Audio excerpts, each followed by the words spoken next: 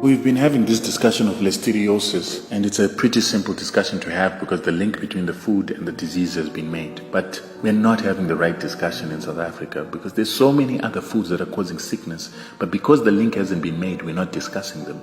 So look at that piece of meat that I've put there. I bought this piece of meat today, 13th of March, 2018. That meat is cancerous. It's got tumors.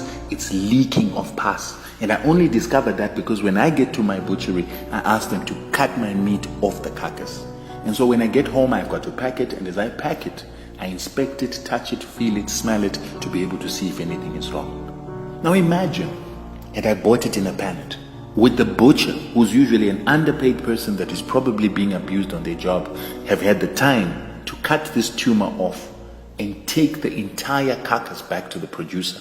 Or would he have simply cut the tumor off, put it in the pallet, wash off the pus, and then at the same time just put it in a blender to make it into mincemeat or wors? And for those of us that read a lot about industrial food production, genetically modified foods, chemicals, it has been said in many researches that cancers in animals are increasing because of the increased feeding of genetically modified foods that are also laced with glyphosates and herbicides and pesticides. So now, we can't have this discussion in South Africa because Monsanto, this pink elephant in the room, has basically captured everybody. So we can't have this discussion. Yet they produce our staple foods. Almost 90 to 95% of our staple foods are genetically modified. They've got these glyphosates and these pesticides in them. Our animal feed is the same story. So all our flour, mealie meal, canola oil, soya beans is genetically modified up to 95%. You don't even have a choice not to eat genetically modified. So if there is a possibility that this cancer that we're seeing in this cow comes from eating genetically modified foods, what then does it do to human beings? And I'm asking this with the deliberate intention because South Africa has got one of the highest cancer rates on the African continent, one of the highest HIV rates, together with the 4 other nations that are in this region that all use genetically modified foods. What is the relationship? When you take a piece of meat from South Africa, or the ones that we buy in our supermarket, and you braai it, it does not smell the same as one that is braaied in the Makai. It doesn't smell the same as one that is braaied in Swaziland or Zimbabwe. Why? There is something deficient, chemically deficient. They don't even taste the same.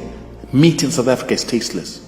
And it is because of the Boer practices of agriculture that we continue to compliment them for using technology, using chemicals, alchemy in the production of food.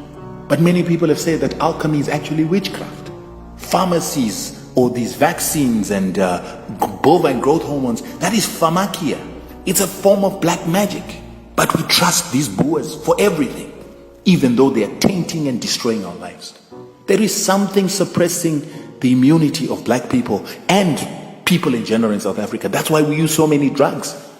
The same thing is happening in America, where they consume 25% of the world's pharmaceuticals, but at the same time they also consume close to 27% of the pesticides and GMOs of the world.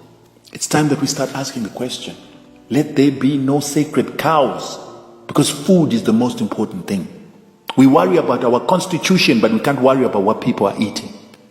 And if there's a reason why we should take land, it's so that we get wishes of the land. Genetically modified foods are poison.